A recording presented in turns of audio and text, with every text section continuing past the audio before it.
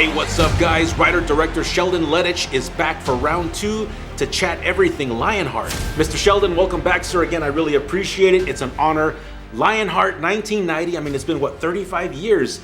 I mean, what comes to mind when you reflect, when you look back on that time? You know, in retrospect, just looking back on it, and when I was working on the book, I was realizing that Jean-Claude and I pretty much created our own subgenre of martial arts action movies, okay?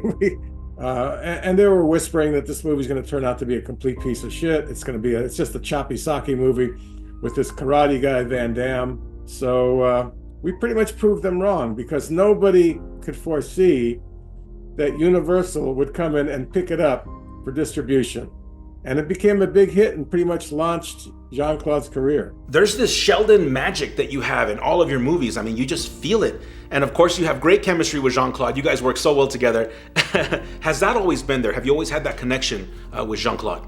Yeah, it was my own Sheldon formula based upon a lot of the material that I grew up with. I had my own movie heroes back then, like Steve McQueen. Jean-Claude and I were both huge fans of Steve McQueen, Charles Bronson, people like that. And now I met him for the first time face to face. We talked on the phone when he was in Hong Kong shooting Bloodsport, and we were hitting it off on the phone. And so I said, look, when you come back to LA, come to my apartment, let's get together. And he did. Like the day after he got back, he and his wife Gladys came over to my apartment, and I just saw it right away in his face. I could just see this guy's really got it. I introduced him to my friend Sam Raimi. Wow. And Sam saw it also. And we took Jean-Claude out to lunch somewhere. And one thing, Sam wasn't looking at Jean-Claude, he was looking around the room, and he noticed every woman's eyes was on Jean-Claude. He would light up a room, and he just had this charisma that was just radiating from him. So I believed in him strongly, and that's why I got such a great performance out of him in Lionheart, just because I believed he could do it. Well, last episode I mentioned that Lionheart is my favorite Van Damme movie, and the main reason, the one scene that totally got me, was in the hospital when the doctor is talking to Jean-Claude. By then, I had already seen a ton of action movies, so I was expecting the usual revenge story, which I was totally fine with. But when Jean-Claude asks, the doc, did they catch them? And and he says yes. I mean, my world stopped. I was like, well, okay, well then what the heck's going on here? What kind of movie is this? And that's what made the movie special. That's what made it different. It's so unique. Well, let me elaborate on that now, because in the original version of the film, they did not catch them. Okay, Universal thought audiences would be pissed off by that, so Universal made us ADR some lines. If you look at some of the foreign versions, no, they did not catch them. The doctor was played by our producer, by one of our producers, Eric Carson, the same guy who directed Black Eagle, and he did a terrific job. The tears were fake tears in a way. The makeup guy blew some, I think, a peppermint or something into his eyes, but the emotion matched the tears. And he's very lovable and sympathetic. You can't help but feel for the guy in that scene. We went against expectations, and there's no sex scene in the movie. There's no lovemaking scene. There's not really a love interest in Lionheart. Right, you definitely teased it with the Cynthia character, which was perfect. And I think it brought out the character of Leon even more, because it kept him consistent. And in what he believed in, what he was fighting for. Every character in that movie is consistent. And I've seen the extended cut. It's always awesome to see additional footage and extended scenes, but I definitely prefer the version we got. I love it.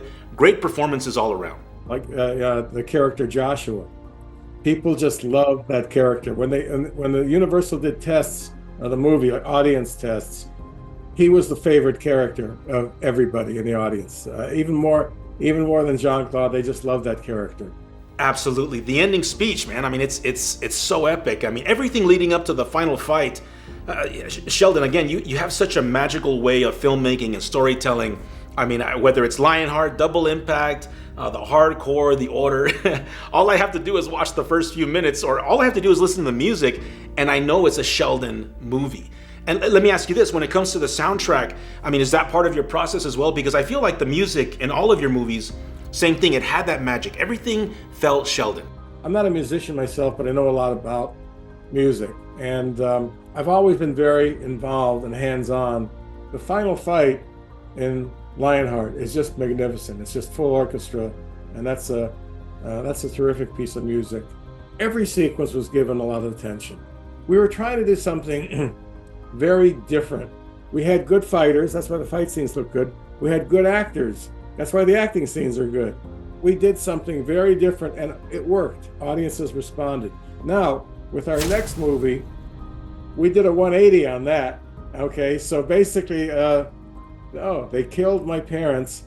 We're gonna track down every one of these guys and kill every one of them, and that's basically how Double Impact was. It's a revenge movie. Yes, to me, that's our Sheldon sequel. Magical times. I mean, and I see all the behind the scenes photos, and to see all of you together, just to even imagine what that was like at that time, I mean, just magical. That's the only word I have right now. We had one of the guys that's chasing Jean-Claude is this Yugoslavian named Vojo Goric, okay? And Vojo was also in Rambo 2. He's got a fight with Stallone inside the helicopter. He was built like a rhino, like a brick shit house. There's this shot where he and Michelle are chasing after Jean-Claude, and Jean-Claude does a double kick into Vojo's chest. And Vojo was not a real stuntman, had not been trained, and he just kind of throws himself back. And so Jean-Claude and I both said, Vojo, no, you really got to sell the kick. Okay, you're not selling the kick. We tried it a few more times, and finally Vojo says, Jean-Claude, you have to really kick me.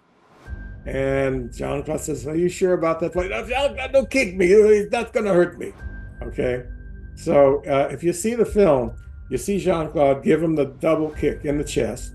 You see dust fly up. And this is not like fake dust like they use in Hong Kong movies where they put, talcum powder there just so you see dust fly.